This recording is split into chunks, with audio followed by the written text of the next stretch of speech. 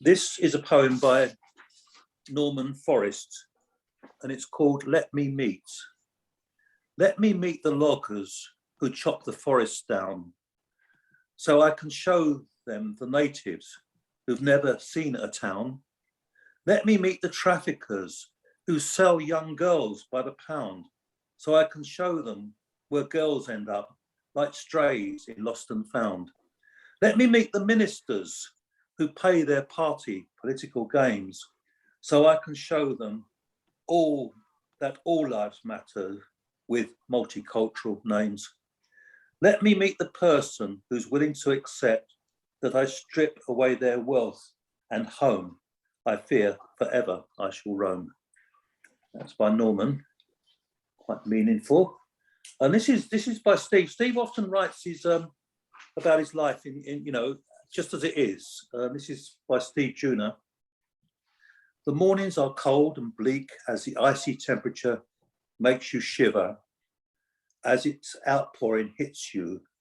I awake early to go to work, and comforting in my thick coat and woolen hat, I trudge the morning blitz as I hurriedly race for the tram to take me to the bus station, where I will take the bus to take me to my work location. The cold wind blows and people hurtle along to escape the tempest. I'm now on the bus and so happy to take my prestigious ride. Outside, the bus looks weatherly discomforting. The morning night is still with us as it's early hours. We are definitely in the spirit of winter as the wintry spells thrive to give us chills. I reach my work destination and I'm glad to do so. I enter the off license and purchase my breakfast and midday snack with a bottle of milk. At work, I have entered, glad to be away from the freezing temperatures of the outdoor winter. And that's a Wintering Spell by Steve Juna. Okay. Winter is well by C6C, but here's other music. Alexa, be quiet, please. I'm going to switch you off. Alexa machine has decided to. Alexa, stop. I don't know what's happened there. It's really weird. Oh, sorry about that. I've got a rogue machine in the house.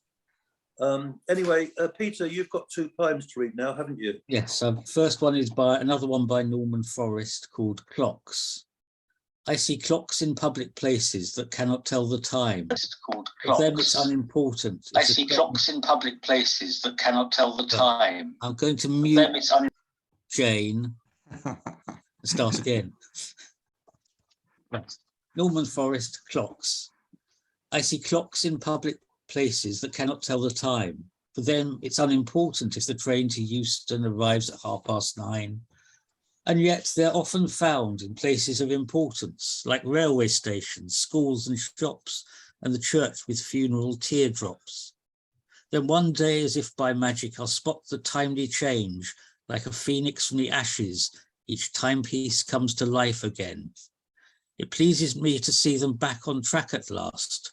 Normal service is resumed, just like in the past. And a poem by the wonderful Joe Sanders, Home. I thought home was bricks and mortar, my location, a key in the lock, the obligatory words on an envelope, my route to officialdom's want. I thought home was each room I rented, my few but treasured things, displayed with my books and knickknacks, my picture, still a joy where it hangs. I thought home was the space to be myself, without compromise or dilution, a place of certainty without commitment, the next one, my next solution. I thought home in my youth was where I'd escape, to make a fresh start, to breathe my own air. I found out too late home was nothing but love in all its guises, too painful to bear. That's from Joe Sanders. Thank you, Peter. That's a lovely poem, that.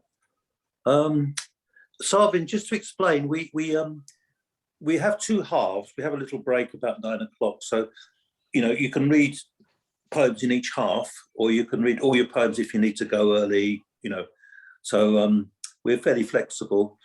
Anyway, you're on next, so good luck. Thanks, George. Okay, yeah, I'll read one and see how I feel about the other two. I've got 3 down. And yeah, here I go. This is a poem I wrote maybe about a few months ago, half a year ago, something like that. And it just came to me just now of it feels right to read right now. So I feel like I'm between two polarized part of myself. Maybe I'm a little bit more self-loving. Maybe my window blinds are a little bit more open now. Maybe my blind sight is not daily, but weekly. Maybe I hate myself a bit less.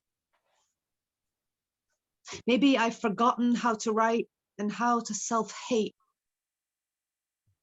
Maybe I'm not full of shame, but full of shit. Maybe I'm just as bad as everybody else I'm angry at. Maybe I'm not angry, but hurt. Maybe my heart is wedged so tightly that I can't breathe right. Maybe I don't give myself a chance. Maybe there are no chances to be distributed. Maybe I'm scared of life, of loving. Maybe I don't know how. Maybe my frustrations are severe. Maybe I'm severe. Maybe I'm too hard on myself. Maybe I'm not hard enough. Maybe I don't know how to control my impulses, my temptations. Maybe trying is enough and it does pay off slowly. Maybe it's not enough and it doesn't. Maybe it never has and never will. Maybe life is meaningless. Maybe I'm gay. Maybe I'm the one who is in denial, not them. Maybe I can't see myself from far away. Maybe I'm too far away from myself to be myself. Maybe I don't know who myself is. Maybe I do, and it's hurtful to swallow the truth all the time. Maybe I'm not as virtuous as I claim. Maybe I don't cut myself enough slack. Maybe I'm not so bad, but I can't see how good I am. Maybe it's not about good or bad. Maybe it never was. Maybe they tricked us. Maybe I fell for it again and again. Maybe I'm sad, ashamed, angry, and disappointed. Maybe I'm infuriated, devastated. Maybe life is devastating. Maybe I can't tolerate emotions like I thought I could. Maybe I'm much better at it than I think. Maybe I don't know anything. Maybe I know a lot. Thank you. Wow, that's some serious self-examination there. Very, very, very moving. Yeah. I'm actually going to read the other one, but I have to find it. So if you could bear with me a second. Okay. No rush. Okay. Just have to kind of tune up the look hard to read.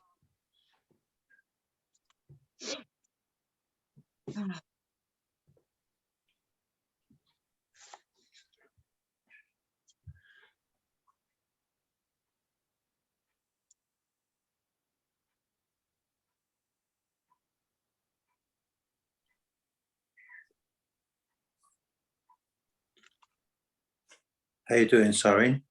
I'm just waiting for it to load. All right. Sorry. That's okay. Just wonder what was happening. Okay. So it's.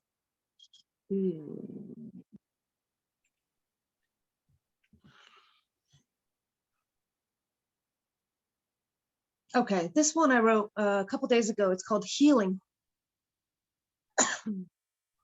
How to heal. When the very thing my wound needs is not to be healed. Presence. How to be present.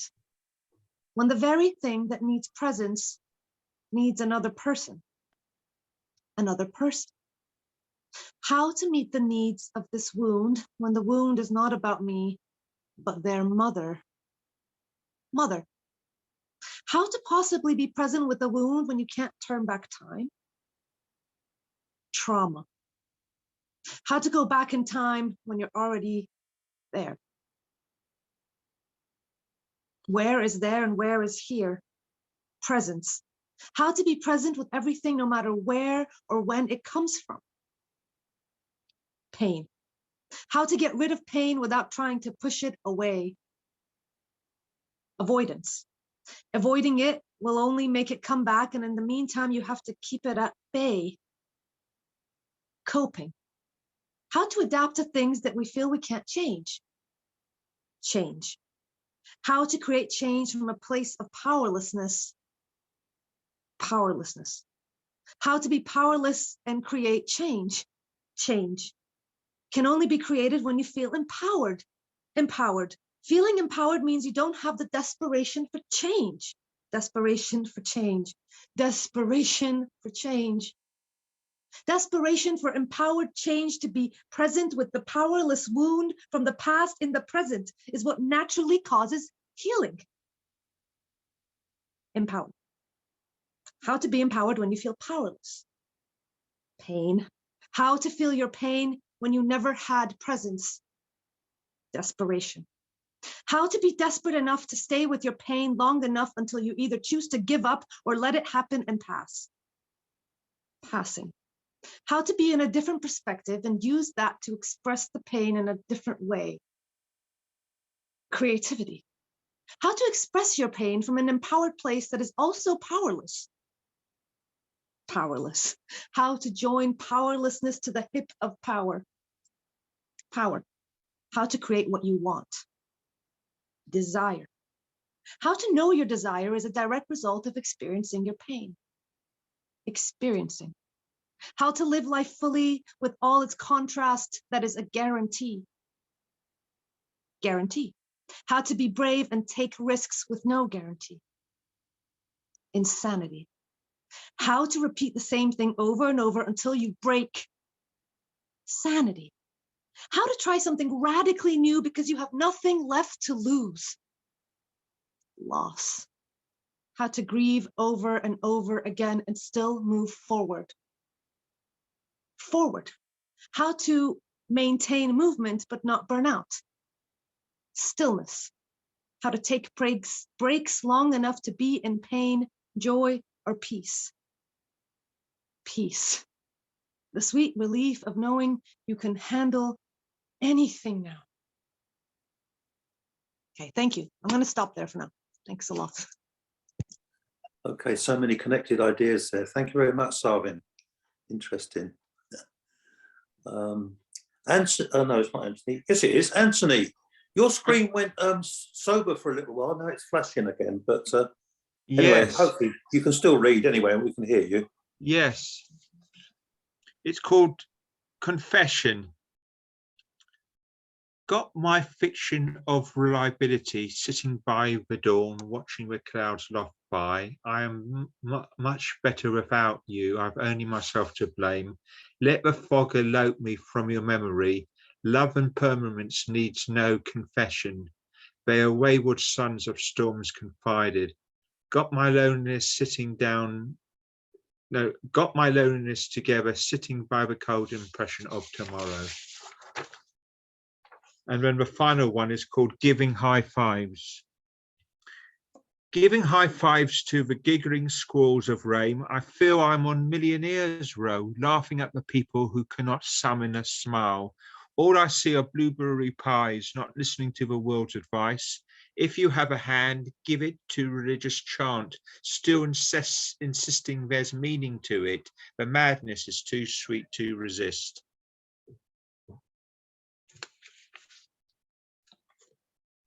Thank you, Anthony. There's so much in your poem sometimes. I'd love you to read them a bit slower because I can't absorb all the ideas, but there's a lot in them. Thank you. Very nice. Did you want me to read the last one again? Yeah, more slowly, maybe.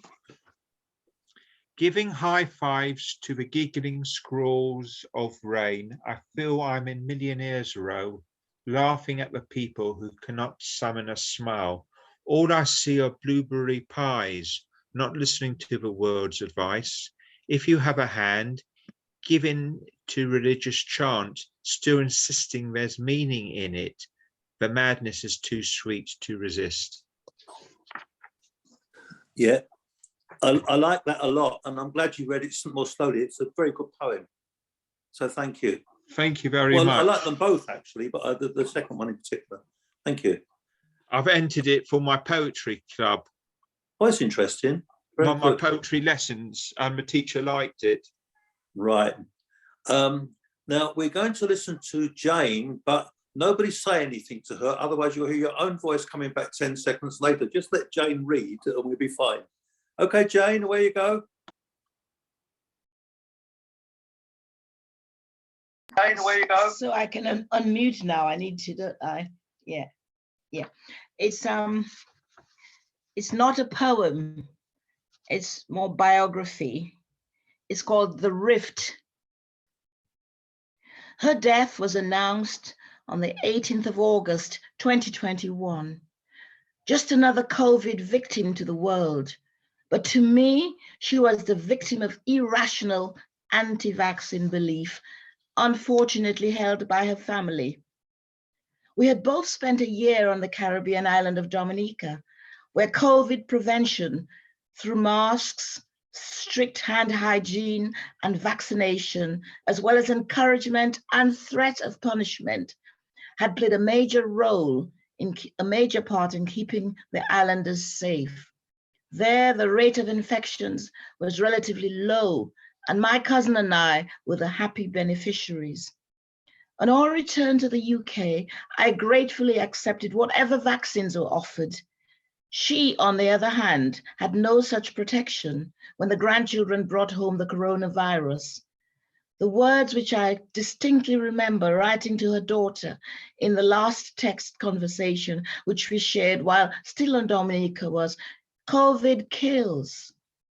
If I was experiencing such pain and anger, the daughter was bound to be riddled with the added element of guilt. How else would you explain the lack of communication, re the illness and hospitalization preceding her death?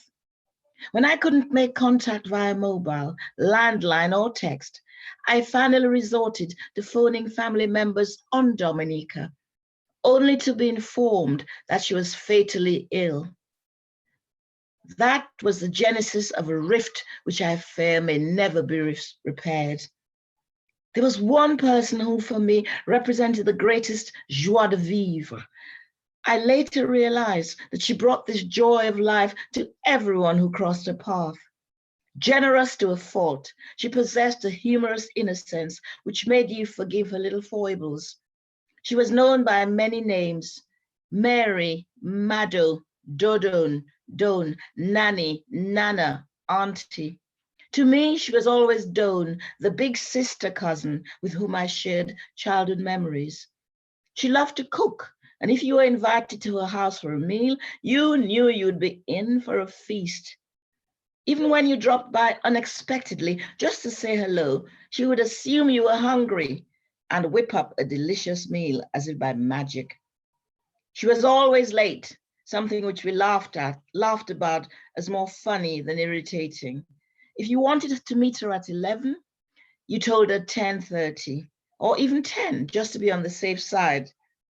For example, arriving at the bus station one day, late for work as usual, she says to the bus driver, who just happens to be her cousin, "Cuz, I'm late for work. Could you turn your bus around and drop me off, please?" Now he was heading west and she needed to go east. Her cousin knew her well, was not at all horrified by this crazy request. His reaction was a good-humored but firm, "No, this is a passenger bus, not my private vehicle." On another day, while hurrying to the bus stop, a police car pulls up beside her. "Where are you off to, Mary?" In the car were two of her boys, as she referred to the police officers whose meals she catered for at the police canteen where she worked. "I'm late for work," she told them. "Jump in, strap up and hold tight," the driver instructed, turning on the siren. I enjoyed teasing her that she was lucky not to have been spotted by someone who knew her, as they would have wondered why she was being arrested. At the airport one day, on her way to the Caribbean, late as usual and overladen with luggage, the checkout personnel just looked at her in silence. Seeing what she read as disapproval from their faces, she exclaimed without hesitation, "Hurricane relief!" Now, there had been no hurricane of note for a good few years, but it was probably easier simply to wave her through without even bothering to weigh or examine the multiple bags, so they did. It became another story for the family, chuckling, as no one else would have so easily succeeded in getting away with such outlandish excuse for breach of luggage rules. 1 year and 3.5 months on, I think of Dawn constantly and still miss her terribly. Where her daughter is concerned, I'm afraid the ice is yet to be broken. When and how, I do not know. I can only hope.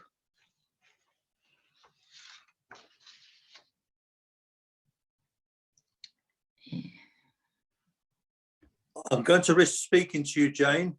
Oh, that's lovely. You're muted. But thank you very much. It's a very sad poem, and you know, I suppose COVID was very sad in the way people adjusted to it. And I don't know why I'm speaking in the past tense about it, but I hope it's in the past tense. You know, we don't know.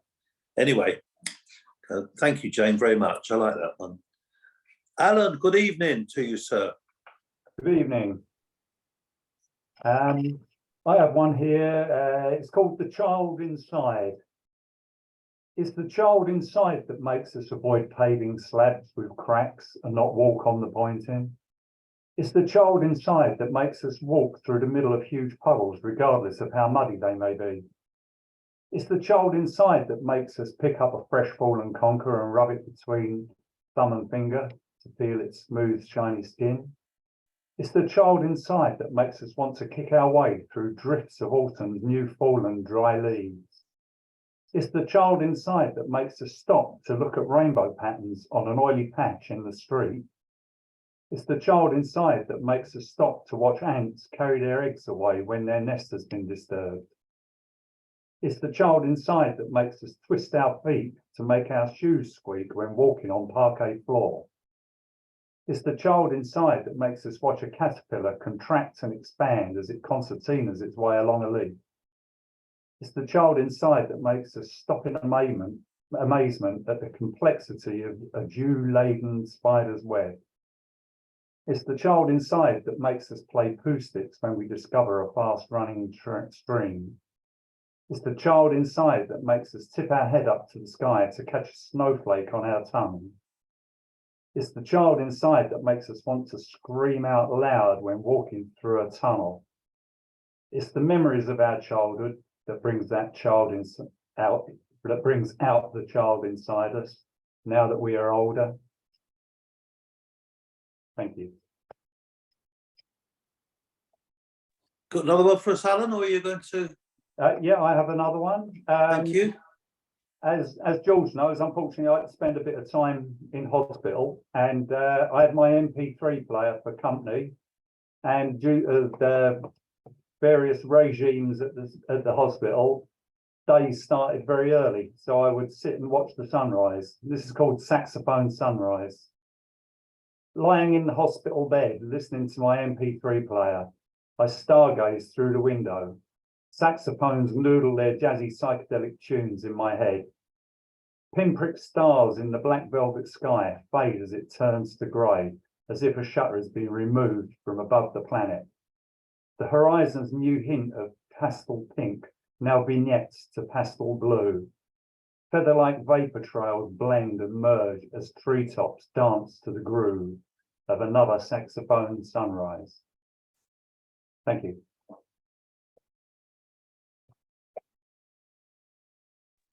Right, lovely, Alan. The Child Inside is a wonderful poem. It's so insightful about the small but important things in life that I think listening to it, it strikes a bell for all of us. Those visions, those little vignettes you present. It's a lovely poem, Alan. You should be very proud of that. Thank you. The hospital one's very good as well, because your brain took you somewhere else for a while, didn't it? On the MP3. Yeah. Anyway, thank you.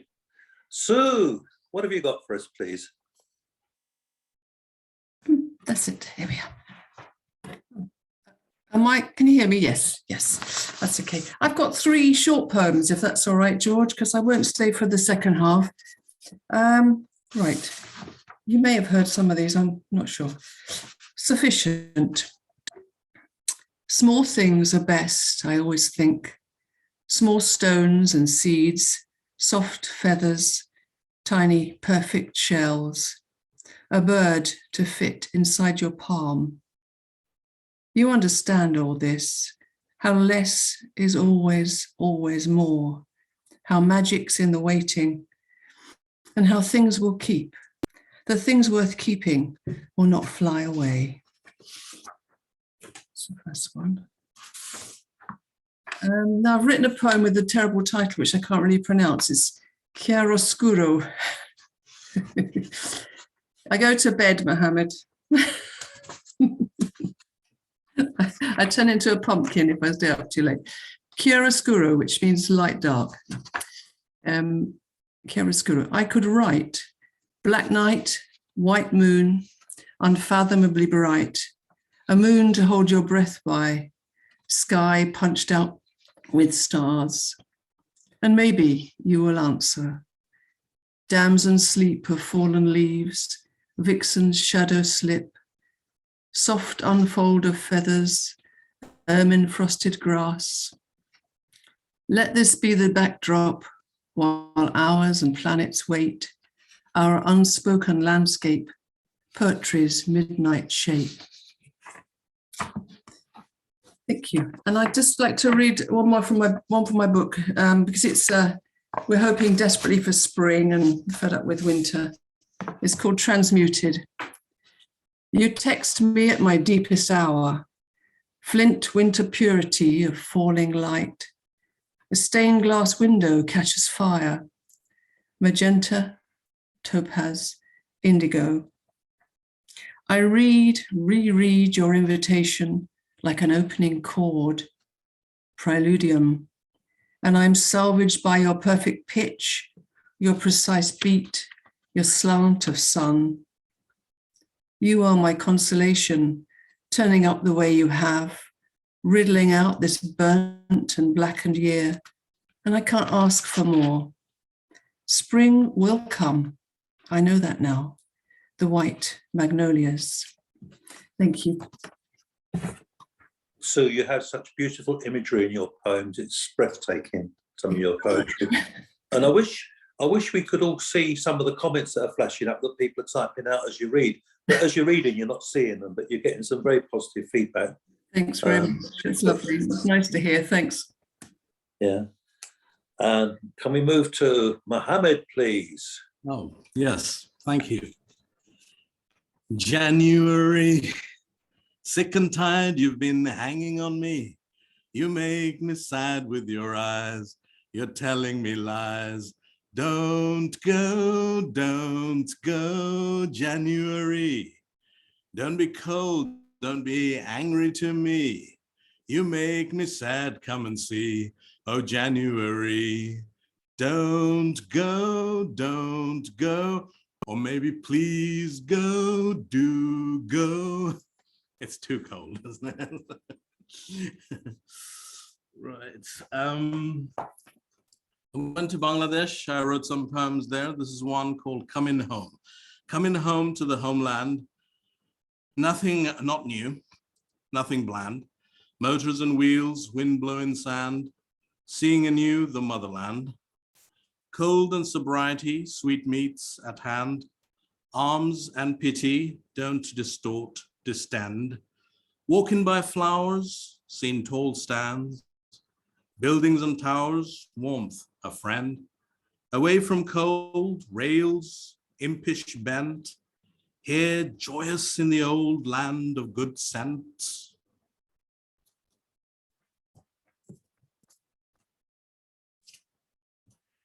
And yeah, I'll do my Boris bit, little, because I've been planning on making my comeback, but I need the backing of the sleazy Tories that I have prepared over a period of time. And obviously, the strikers, nurses, and boat people are all in a clique, and they're trying to dislodge me from afar. So I'll probably find the connection anyway.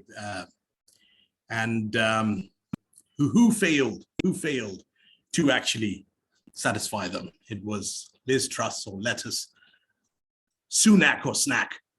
We don't want lettuce and snack. We want the real deal. I don't want lettuce and snack. I want to bite into something, the real Johnson. And and did you see the seatbelt problem? He was going to be ejected from his seat. I mean, he didn't know, he hadn't a clue. And then that mini budget was a maxi fudget. And I'd just like to remind you all that I am coming back. And so don't forget the referendum, but forget, the fact that I was always a Remainer. Forget that, completely forget that. I'm a father of 6 children. Her Führer, and I shall deliver for Britain and unleash the potential of the people. Thank you. Thank you, Mohammed. Minstrel, a putter together of beautiful words, an impersonator and a comedian. What more could we want? 4 in 1. Thank you very much. Thank you very much. Now we're going to move on to Heather's beautiful poetry. Good evening, Heather. I'm still laughing. Oh, that's brilliant. Oh, man, Mohammed. Oh, wow, that's brilliant. Sorry that I was late. Oh, sorry, I was late. I'm still thinking of that January song. Yeah, this is what you call you probably heard a palindrome poem, where you read it one way and you can read it backwards. And it's called Reflections. A cold question sounds as I glare into the mirror. Is this my life? Is this what's become of it? I can't recall. Maybe it was 100 times I called my mother. Not one place to heaven, for she was alive then. She blamed me. Her words were harsh in their truthfulness. A spiteful reality sucker punched me as many times as I'd hiccuped, its blows falling heavily onto my heart, truth violently shuddering my soul with its clumsy landing, straight onto that runway of realities. I wanted out, and so my body failed me. I wanted out, and so my body failed me, straight onto that runway of realities, truth violently shuddering my soul with its clumsy landing, its blows falling heavily onto my heart as many times as I'd hiccuped. A spiteful reality sucker punched me. Her words were harsh in their truthfulness. She blamed me. Not one place in heaven, for she was alive then. I called my mother. Maybe it was 100 times, I can't recall. Is this my life? Is this what's become of it? A cold question sounds as I glare into the mirror. That's it.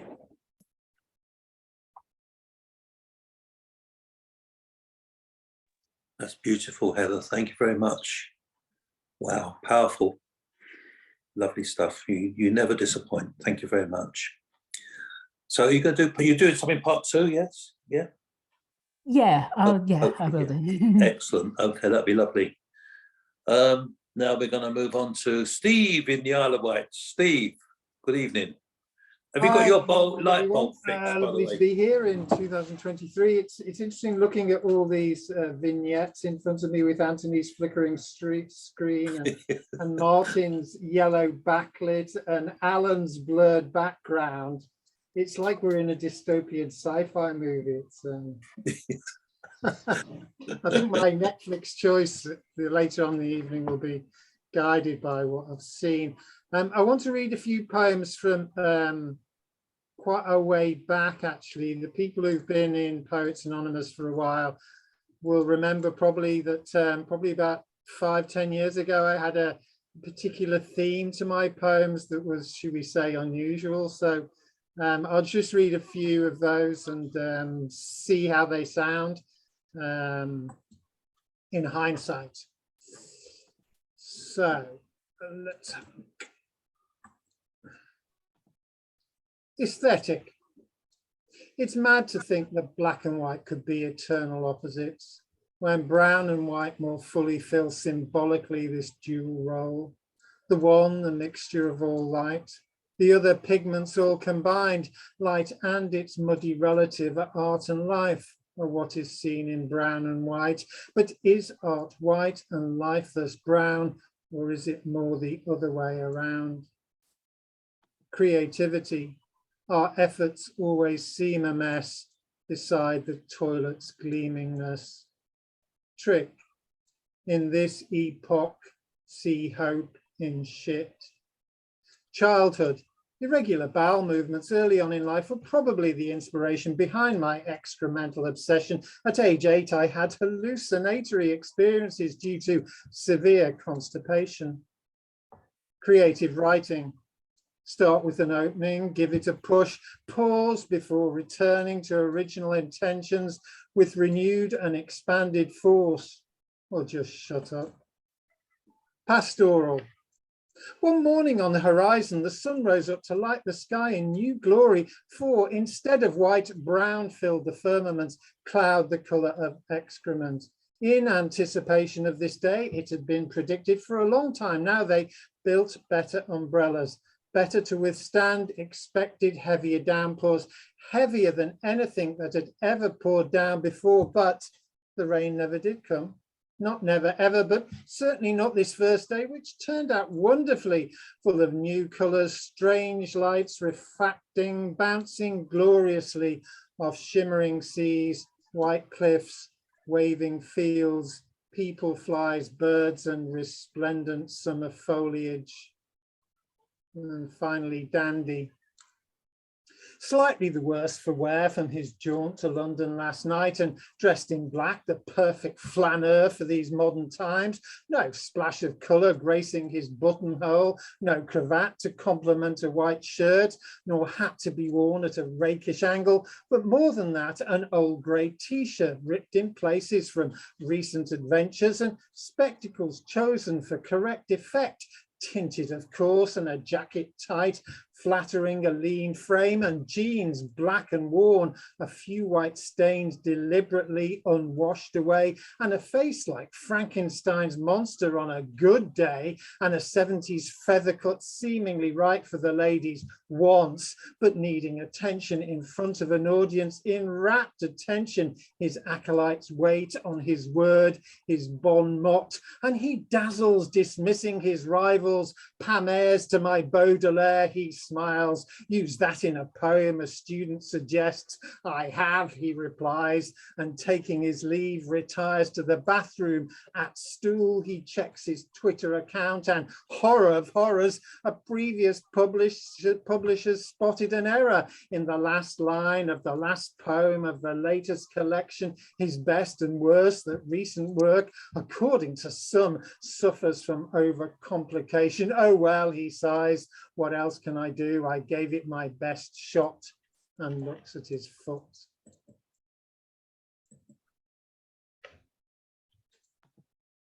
Thanks a lot. Yes, we remember your scatological period very well, but it is refreshing to hear them again. More to come, as they say, George. Sorry? More Sorry? to come. Yeah, it had to come, yes. Very good. And it's interesting that you're commenting on the different screens and you're in a like 50 Shades of Grey mode there. So which is quite interesting. Yeah. Anyway, thank you, Steve. Wonderful. I hope you're with us part 2. Afraid it can't be, but yeah, I'll see you next time. Okay. Take care then. Thank you. Are we going to move on to Jim? Jim, what have you got for us, please? Where's he gone? Yeah. There he is.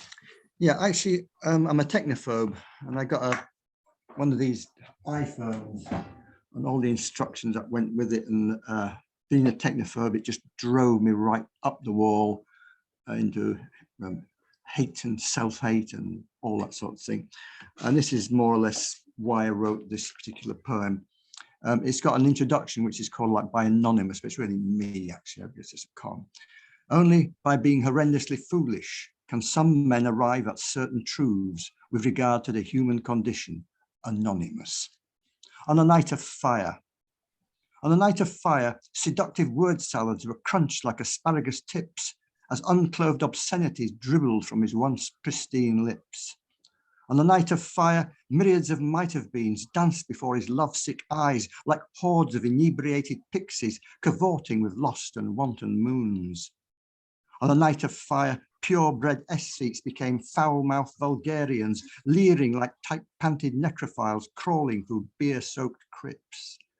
On a night of fire, lonely unprincipled virgins of immaculate conceptions were transformed into gibbering harridans, howling for vengeance as their furies brought forth bickering platters of severed heads. On a night of fire, he surrendered utterly to red-nosed ribaldry as his imbecilic and urine-spattered inner clown revealed at long last his horrendous love of the self-defiled and the grotesque. On a night of fire, he ran to the edge of a cliff and leapt. Hatred. Hatred of computers.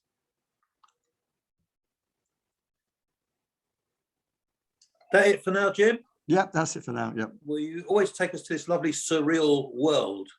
Yeah. Actually, I've got another poem just in case. I might not be able to. Let's see if we've got it. Yeah, it's a great cleansing. It's called A Great Cleansing Is Coming. Okay. It's I mentioned actually the word yeah, I think Kiev. I put Kiev, but it's now called Kiev. Kiev, isn't it? Yes, This was written some time ago, so it's like a prophecy of what has happened. It's called The Great Cleansing Is Coming. Preachers of hate send forth emissaries. Anger infects everywhere. Enforced martyrdoms are imminent. The prepared videos, the scripts already written for the guilty, the innocent, and the soon to be damned. The great cleansing is coming. The nuclear wolf prowls on the doorstep, licks its burning lips as Caesars with their souls of Christ shelter in hidden temples, point to screens where remote-controlled assassins scour radioactive wastelands in Israel, Syria, Kiev, and Iran. The great cleansing is coming. Auguries are torn from the entrails of the dead and the dying. Serpents devour themselves. Arabic poetry is quoted and sung. Musicians and dancing girls ignore the mass slaughter. Drug-crazed soldiers lose their way in storms of sound. That's it, thanks. Thank you. Well, you can do dystopian very well as well, Jim. Very well done. Thank you very much. Hit you in the teeth, that one. Well, we've got Martin next. Mr. Burl, lovely to see you again. Yeah, lovely to be with you. I'm not sure about the future because I have started going to a group at Wallingham Library, which is closer to me. But I may join in on Zoom as it's a bit easier. Okay. As I'm getting older, it's travelling on a Friday night into Croydon is becoming more a challenge. So I'll read a couple of mine and one of my favourite American poet, Richard Wilbur. You've probably heard these before. This is Holy Stones, Life Below Deck in the Old Navy. It's in the form of a sonnet. Holy Stones was the name given to sandstone blocks used for scrubbing the decks, so called because one knelt to use them. Large ones were called Bibles, small ones prayer books. So this is the poem. With a flogging captain or not, life was hard, punishment severe. Up the mast all weathers, one slip meant death, scant reward for years of graft. You saw one danger pass, then came another. Neither from friend nor foe could you be safe. Add thoughts of being pressed, grief at losing mates to grape. Amid the flow of blood and smoke, close quarter battles test the mettle of the best. And at the end, you scrub that powder monkey's blood with tears and holy stones, as in a pew you bend like one at prayer. Below each stanchion bears its hammock, crammed like bats amid the stink. A ticket beats both grog and girls, we think. And this is a rather confessional one. The Firebird. Hearing Firebird again recalled a time so bittersweet and long ago. We were a couple then, still green with love, at a neighbour's for dinner, though most detail, names, date, menu, drove from memory long since. Music alone can prime recall. They played this record, guessed it was their only classic piece, and then as now, this ballet gripped my mind, and reason bowed to senses. My amen was silent. All things have their season. I affected to prefer the right, because so startling, brutal, bold. 1913, Paris, riots when first played. Maturer feelings now abhor this choice. One reasons it need not be made. In both of them, Stravinsky's voice is clear, but I digress. Returning to the scene just after dinner, music, copy, talk. We thought them common, proving so our condescending lower middle class. Such subtle social sins. To grow more humble, years of trials pass, and these were plentiful along my Christian walk. Back then it was a chance to witness, spread the message. Eagerly in youth we spoke for Jesus. Only later came a cooling ardour for the truth, and D's dishonouring that name. That unknown later saved our faces fiery red. Well, thank you, Martin. This is a rather lighter one by Richard Wilbur.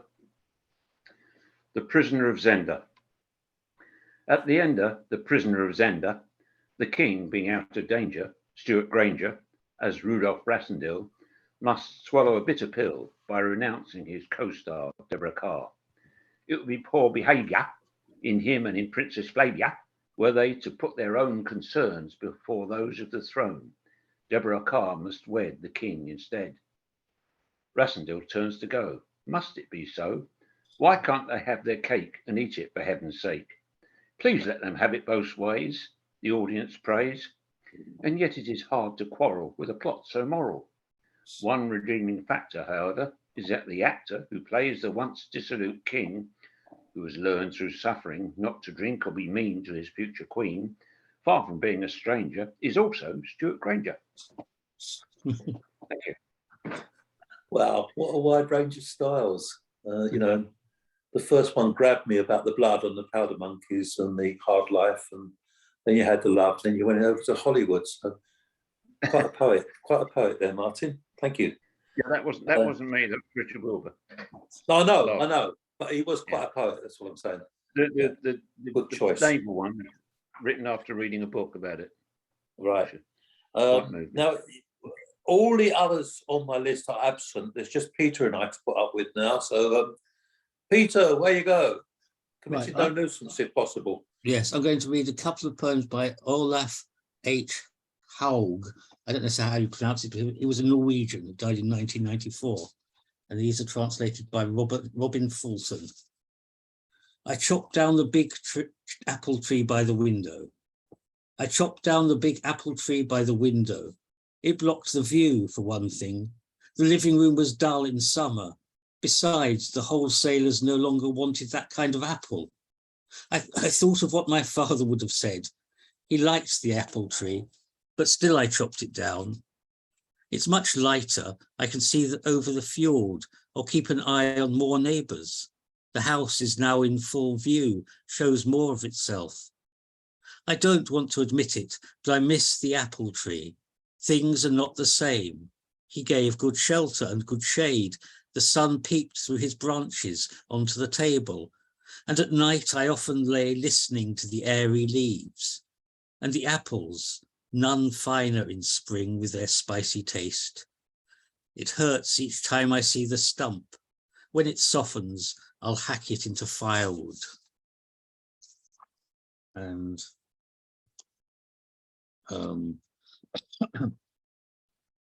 a poem every day. I want to write a poem every day. Every day. That should be easy enough.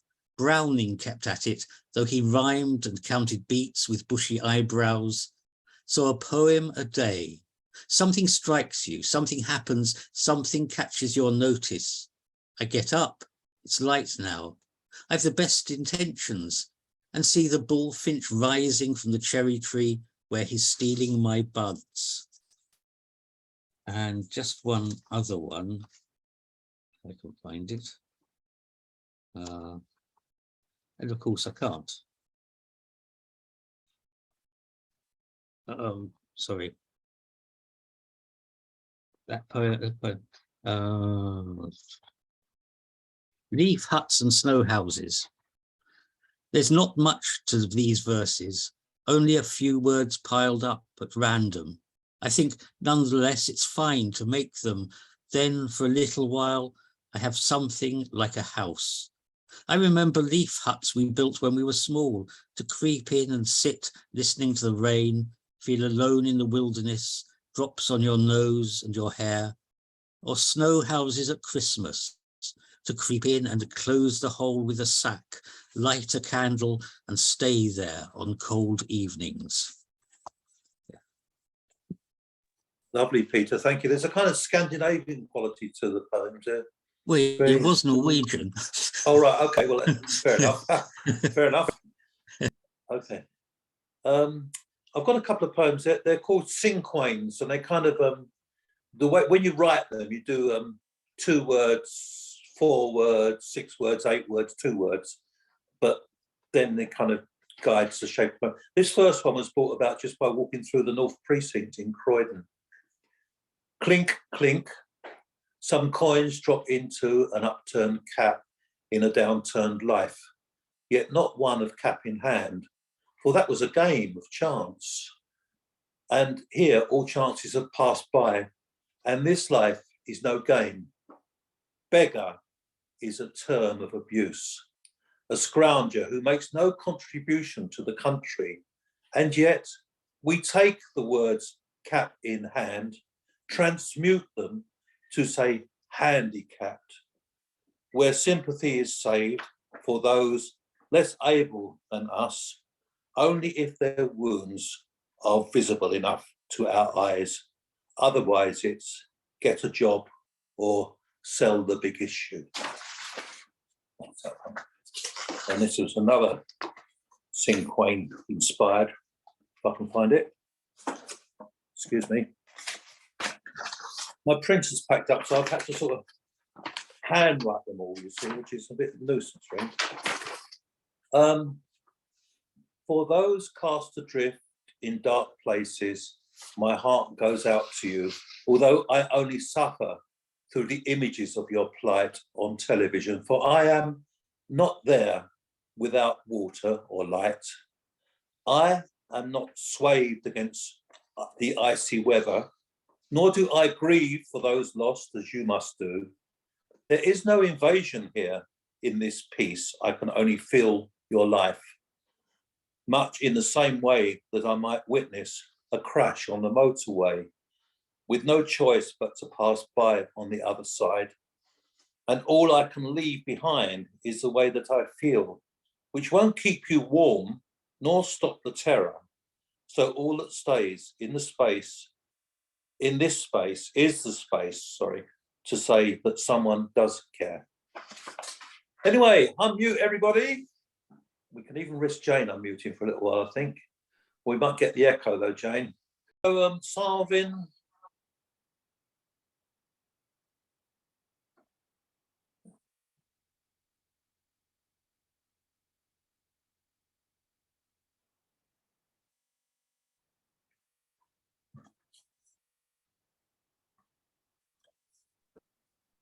Are you waiting for me? Okay, that's why it's quiet. All right, just a second.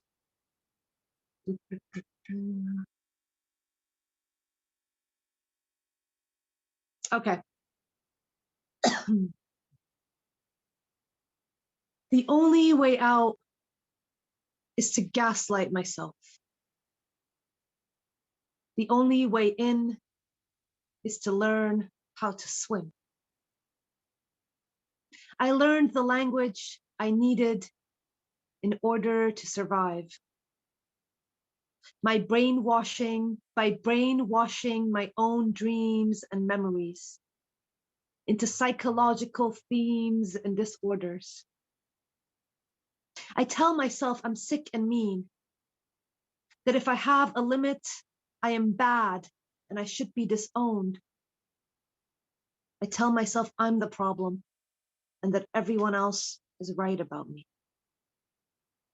This is how I protect myself. I'll be the first one to throw myself under a bus because I know I'll be thrown sooner or later. At least this way I know what it feels like already. They tell me I'm too sensitive. They tell me I'm too difficult. If I speak up to their abusing me, they can't stand to hear that word. If I tell them I feel hurt, they get so damn defensive, like it's the worst curse word in the world, as if I've accused them of murder. But they have no problem telling me their limits, their hurt, their words can be whatever they like. Their emotions can spill or pierce me. It doesn't matter. There are always different rules for us.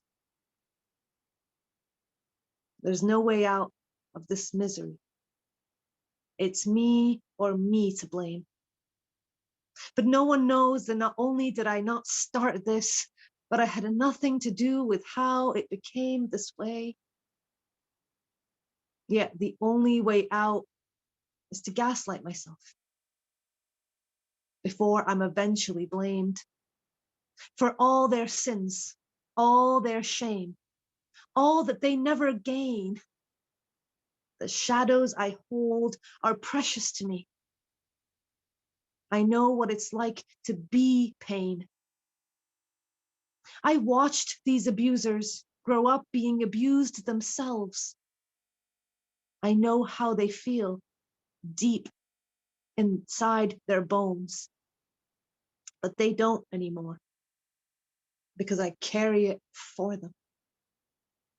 I'm drowning, but I pretend I know how to swim because the only way out is to gaslight myself. The only way in is to learn how to swim. So I'll learn. One day, I'll be a diver, not afraid to go down, but embrace it with excitement. I'll take you down too. I'll take your hand gladly and reassure you that I know what I'm doing. I know where we're going. And swimming is joyous. Even if it's in the dark corners, beneath what you know as life, exploring is glorious. Because I know these shadows are precious, even if they ruined my life. Thank you. Thank you, Sabin. Get so much feeling and emotion in your poetry. Thank you. And so well delivered. Anthony, can we hear you, please? Really lovely and slow, because I love your words. These are words of another poet. All right. Margaret Newlyn.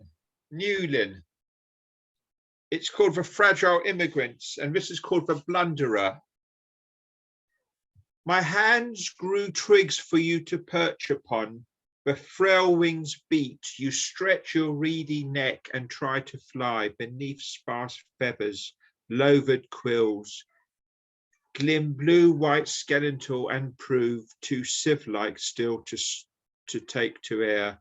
I rush to fill that Disney mouth and speculate what kind of bird you be. Small shoebox, pontenate, with tusks afloat, like down a pub of Boldman's pate.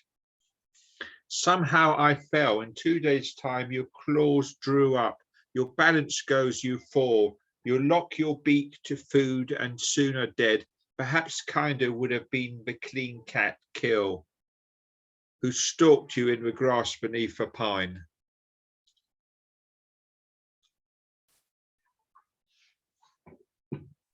Thank you very much, Anthony. You can't find one of yours to read us, can you?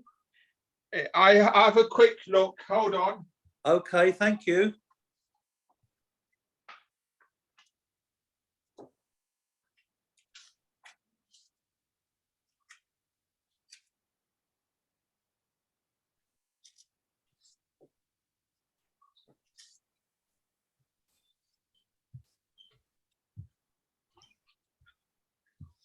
Yes, I have a poem. It's called Lost Memories. Excellent, thank you. In the ebbing light, she will call you, winding to the sea. Her chimes echo for well-remembered life. And as thought is to the brow, I will follow you with a chiming wind. I really care. Won't someone special really listen? The Friday home light graded blues dripping into the neon indecisible. Thanks, Anthony. It's lovely.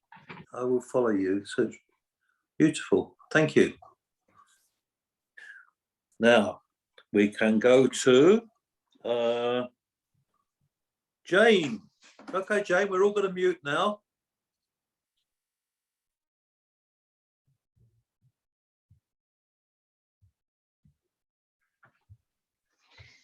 Yeah, this is not quite a poem. I think it's more stream of consciousness. It's called New Beginnings. The gentle stream suddenly gurgles, and with reckless abandon, it grabs and twists everything in sight. Sand, pebbles, stones. Rocks are dislodged and flung into rising muddy pools, exploding into a hostile river. All forms of life are at its mercy, all buffeted by a phenomenon which they say had in the past wreaked havoc before silently retreating. Now it was back, as if to seek revenge for some unidentified crime. With no one and nothing spared, nowhere to hide. The wind approaches, gently at first, then turns stormy and roars.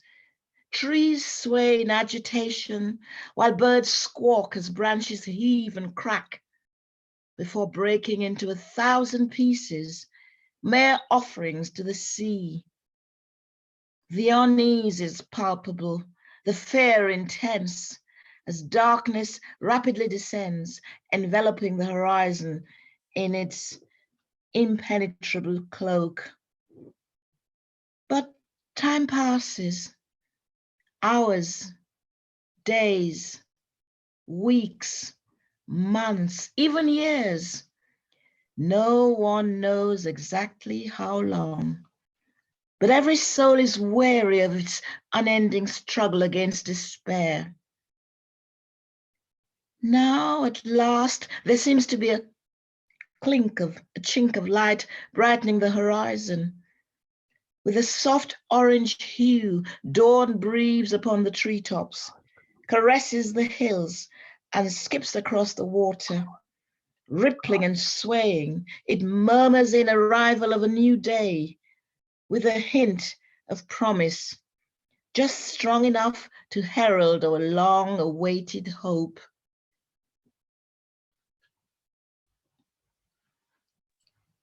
Wow. Thank you very much, Jane. A lot of the great Caribbean poets write about the sea. They have some connection with it. Perhaps that's to do with being on islands. I don't know. But I like the way you led into it. It's a lovely poem, Jane. You'll be very proud of that one. Yeah. Thank big you. I like connection. the way you led into it. It's a lovely poem, Jane. You'll be very proud of that one. Thank you, George. Thank you. Thank you. Peter, can you mute Jane now? That's it. Thank you. Sorry to do this to you, Jane. It makes me feel really guilty, but it is the computer. We'll all go and bash your computer when we see it. Because we love your voice and we love talking to you. It's just a nuisance. Alan, are you ready for us? Yep. Okay. This is called Boots. I sit looking at the pair of you. When you arrived, you both had a light tan. Now you are weather-beaten, dark tanned with age. Your eyes weary, light brown, after years of chafing by your laces with the frayed ends. Your many creases in the upper, after all exposure to the elements, are like the wrinkles on the face of an old seafarer, telling the stories of former glories, the training and preparation. Your lace cleats, grey with age, rubbed by single knots for training, double knots for hours of exploration. Your uppers protected by wax, your tongue parched by the terrain and quenched by the streams. I remember our highs and lows, and when we couldn't go any further. Now you are resurrected by the cobbler with new Vibram heels, any damage repaired and sealed. Like a phoenix from the countryside, you take flight across the fields, across valleys and dales, through sand and pebble. When I sat to clean you, realizing I'd neglected you and taken you for granted, I relived our journeys, recalling the beach as I brushed away the sand, and the heath as I removed the knot of heather from between the laces, and the long ascent in the Peak District as I removed gravel from between the tread of your soul.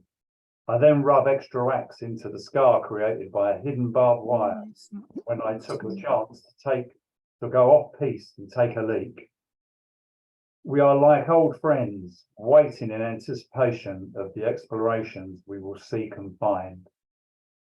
Thank you.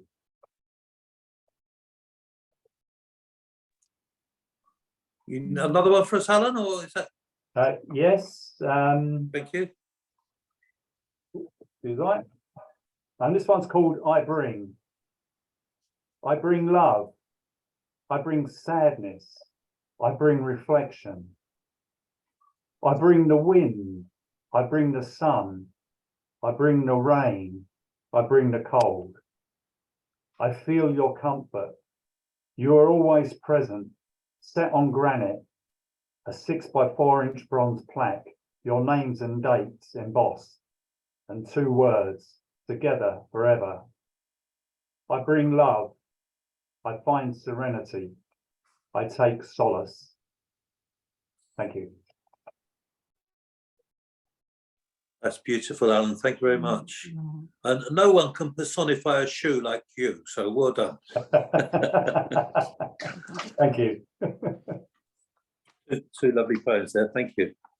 Now, what's Mohammed got for us? Could be almost anything.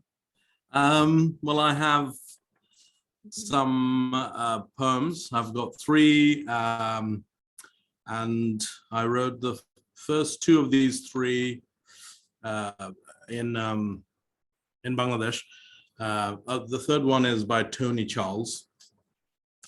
So this one goes like this: games for fun, carom and chess, cards and kabaddi, games in the hours when minds are free, shoals of fishes under the pools, patterns in stars, excitement schooled, energy spent in sports of pleasure, tales well spun to avoid fissure, guessing games and games of chance, darts and marbles, football chants, cricket and hockey for luck, some wheels, jokes from talking how good we feel.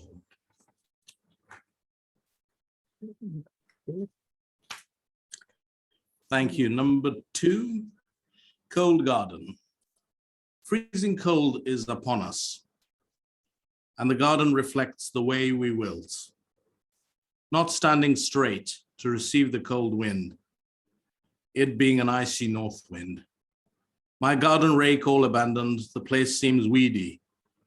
They bit the blades and drove on past to the place they plotted vengeance with their venom. Ice is in my toes, and in the sleet on the vegetable and grass leaves, Priapus has left the garden. Flora divine has left, queen roses and all other petals, and I'm down in moods. Actually wrote this one in December before going to Bangladesh. And I'll finish with questions by Tony Charles. Questions. What can you see over the garden wall? It all depends on whether you're short or tall. And when you're not looking, is what you saw still there? The pictures inside your head are everywhere. What color is the night when you're fast asleep? No color, and every color, dark and deep. And what sound does a tree make if no one hears it fall? Every sound you've ever heard, and no sound at all. Thank you. Brilliant. Good. Thank you, Mohammed. I felt your love of the garden. I felt as the cold was attacking you, it was attacking your plants as well. So yes, an implacable enemy. Yes, I was looking at the garden and it looked quite dead. It wasn't as alive and bright as it was in the summertime. It was the complete contrast. And I was looking at it, and I said, I'll write something about that. Yeah. Very nice. Thank you, Mohammed. Very well put. Thank you. Heather. Okay. You ready? Yes, I am. Yeah, this one's called Stone Cradles. The Queen now reigns in a cold, hard grace, cloaked in a greyness accompanying such state. The banker, her neighbour, with ambitions now flown to furthest of fields where he now counts alone. The betrayed next door who once wept pities alone, no more are her worries, frustrations and groans. The homeless beside her with the dirtiest of nails has found a new pillow to cushion his pails. No unfairness is found in this equal of states, which all must soon pass when our number is said. That's it. That's it. Thank you. Beautiful and lyrical and Thank full of you. meaning. Thank you. Love your poems. Jim.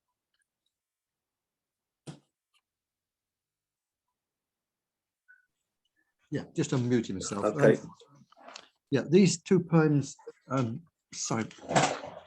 My spectacles. Oh, just wait a minute, I'll put my spectacles on to read.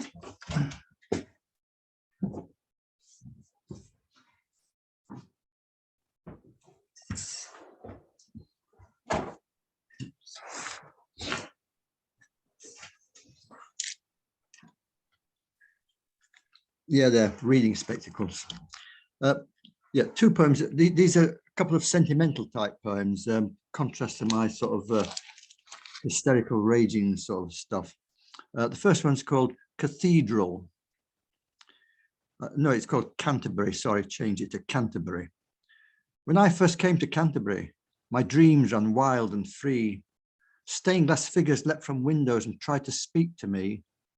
Jerusalem was in my heart, the rapture of a cross, the pain outside my mother's arms, the paradise I'd lost. When I next climbed these ancient steps, I was with my friend Christine. The cancer deep Vinner womb had swallowed all her dreams. The cathedral was Leviathan or a ship beneath the sea, and she was trapped like Jonah with no hope of being free. Once saints and martyrs sang with joy and statues seemed to breathe, but they could not save a living flesh, now stones no longer speak. When I last came to Canterbury, the roads were bleak and cold. The sky was like a funeral shroud wrapped round a woman's bones. And the second poem is similar in kind of tone. It's called A Yearning. Would you like to walk with me and kick your way through autumn leaves? The God of love is there on high and wants to be our trusted guide. Would you like to hold my hand and float across the golden sands? Find some place where we can hide far beyond the murmuring tides. Would you like to sleep with me in a bed of poetry, snuggle down in sheets of rhyme and live until the end of time? Would you like to hitch a ride when all the stars switch out their lights, children dreaming in the dark, waiting for their day to start? Would you like to sing with me and let the stars know how we feel? We listen to the whispering trees and fall asleep among the leaves. Yeah, that's it. Thank you. Well, you've got such a wonderful range, Jim. Very moving. It's actually not so much a range, it's opposites. You know, I do polar opposites. Sarvin's just flagged up that she'd like to sleep in a bed of poetry. Don't get your hopes up. It's probably not your bed, Jim. Yeah, I suspected as much. Yes, Probably better indeed. than a bed of nettles, anyway. Absolutely. Anything's better than a bed of nettles. Martin, how are you doing over there? Oh, I'm still here. Right, you ready? Yeah, I'm going to read a couple from the one and Okay. only book, which is quite a bit out of date. Right. When I look at the back, I see it was published in 2002. So it's over 20 years old now. Anyway, first one is a singular rondo from my time when I was on my own. You know, I've got married again. Not all that long ago. So this is singular rondo, spelt the French way. When left alone, the adult male seeks company and yet may fail to remedy his poor estate, and so pretends to overrate the bliss of solitude. But stale are his attempts, his hormones wail like sirens, face drawn, chalky pale, or will be by a certain date when left alone. Were his verbal barks assail without the L word, would he hail its absence? Any grizzled pate conceals a maelstrom. Who can wait?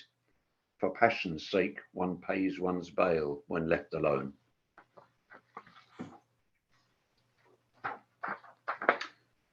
I thought I had to give you one of my Baudelaire translations. So this is, in French, it's La vie antérieure. In English, it's former life, pretty much.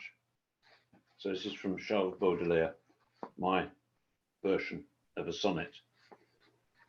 For long I've lived beneath vast porticos where marine suns flashed 1,000 lights, whose great pillars were majestic uprights, turned at twilight into basalt grottos, the breakers rolling mirrors of the skies, mingling solemnly and mysterious, rich music's awesome chords, harmonious with sunset's colours shining in my eyes. I lived there swimming in pleasure's heady calm, realm of azure heavens, waves, and splendour of naked slaves all awash with odour, who called my face with waving leaves of palm, whose one task kept them ever inquiring what dark secret kept me languishing. And one more, which is a bit more recent.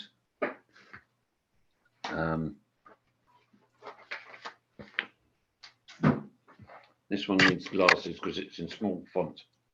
This is Raindrops. Probably heard it before. Raindrops. I am a boy again, transported to a classroom where rain is hammering on glass, droplets running down the pane. So all children in the class kept indoors, frustrated that their free play is curtailed. Now an old man, glumly watching water sliding down the surface. Slow, quick motion, slyly catching other drops in streams which race each other till light has failed, or all drops are subsumed, and all the window is awash. A river like a lens distorting all my view. Outside the plash and drum of water beating down, fascinating facts have loomed in memory. So many properties of water, structure and design, simple molecules which cluster from your tap or in fine wine, hanging globules, jeweled lustre, whose rainbow dazzles our charmed eyes. Super solvent, landscape shaper, water of life, in drought or deluge curses, gentle fall or flowing blesses. Solace find or refuge, its threefold status knowing, rock hard, liquid, unseen vapor, genius of its endless cycle, mysterious clouds which sail and drop their blessings everywhere, restore dependent creatures, snow on top of mountains, kept till spring to thaw in streams and rivers, never fickle. Forgive us, Lord, that we complain and seldom see your grand design. Thank you. Very gifted poet you are, Martin, at times when you're in full flow. It's lovely. Thank you. Okay. Yeah. Peter, what have you got for us, please? Right. Well, I read a couple of my very old poems. These are Yes, please. a couple of pottery poems. First one, I fill a bowl. I fill a bowl the size of 2 hands joined and cupped with water. I place the bowl at the hub of this clear winter night. Within the bowl, stars slowly track. Water becomes ice. At dawn, I empty into your cupped hands frozen traceries of light. That's one of them. And I coil a bowl. I coil a bowl the shape of time, clay spiring upward past to present, and the bowl contains space for all that has ever been. Choose carefully what to place in it, what space to fill, what space to leave. Start with a tree in flower and leaf. Root it in the clay, root it carefully. A bird, a stream. The rest is yours to choose. Choose carefully. That's it. Thanks very much, Peter. Lovely. I love your poems. It's very good. Very good. They stand the test of time. Thank you. Talking about stand the test of time, this one may not. It's based on a dream I had one night. And it's a long narrative poem. It should send you all off to sleep nicely, though. It's called Horse Trials. Clip, clop, echoed the iron hooves through the marble halls, along with the repeated shout of, "Call Dobbin the horse, call Dobbin the horse." Meanwhile, in the large chamber, an ancient judge sat on high, adjusting his pince-nez under a shield bearing heraldic beasts and a crown. "Where is this defendant?" his reedy voice piped out. "Sorry, Your Honour," a black-robed usher replied. "We are dealing with his dung." "With his dung? His dung?" "Outrageous," replied Lord Chief Justice Klotz. "This is a court of law, not a stable." "Awfully sorry, my lad," said counsel for the defence. "It's in the nature of the beast." "There'll be none of that talk here. Nature? Beasts? Indeed," said the judge. "This Dobbin is surely answerable before the law." With that, Dobbin lumbered in with a blank expression on his great shire face. "You are Dobbin," said the clerk, at which point a resident horsefly decided it was time to lunch on Dobbin's mighty flank. As the insect took a lusty bite, the tail of the mighty horse twitched, and what's more, Dobbin's lips curled back to reveal a set of yellow incisors the size of tombstones, whereupon he emitted a very loud and painful whinny. "We'll take that as a yay," pronounced the Grand Judge Klotz, and then generously declared, "Dobbin, you are hereby charged with the crime of attempted murder and high treason, in that on or before the 5th of November, 1605, you did knowingly haul in a cart 212 barrels of gunpowder to be placed in a cellar below the Palace of Westminster to murder His Majesty King James and his Parliament. This crime carries a sentence of death. Now, Dobbin, how do you plead?" At this point, the hungry horsefly decided the previous extraction was but a snack and a heartier meal was required. Once again, the vicious probe pierced Dobbin's tender flank, to be acknowledged by an even louder whinny, and, what's more, a kicking out of hooves, shattering the fine mahogany wood of the dock into 1,000 splinters. Judge Clot assumed a grimmer visage and announced, "We'll take your reply as a plea of guilty and we'll add criminal damage to your list of heinous crimes." Dobbin responded with bowing his great head and gazed at the judge under the lashes of soulful brown eyes. At which point, counsel for the defence, Mr. Clem Hensey, did speak. "My lord, I respectfully submit that the accused lacks the capacity to understand this grave charge, much less than have the ability to defend himself."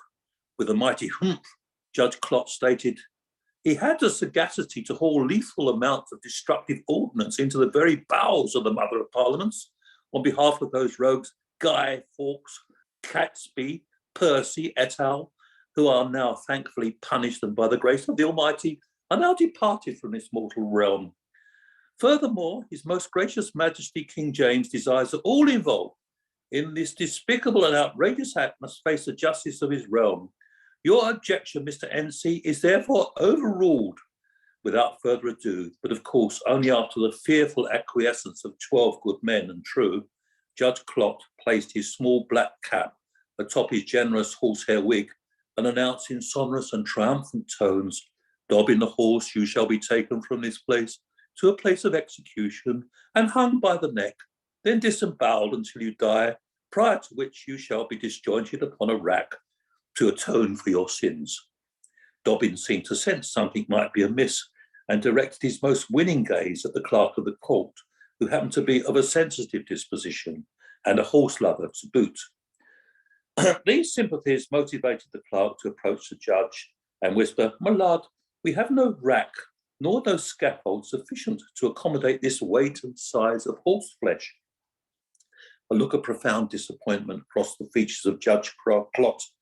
Gathering together what dignity he could, he said, "With great reluctance and bearing in mind this is your first offence, and in the absence of any evidence of prior allegiance to the Church of Rome, I am minded to discharge you conditionally back to your field in Croydon. Dobbin, I must caution you that you should ever enter the parish of Westminster, or so much as light one firework, your sentence will be carried out.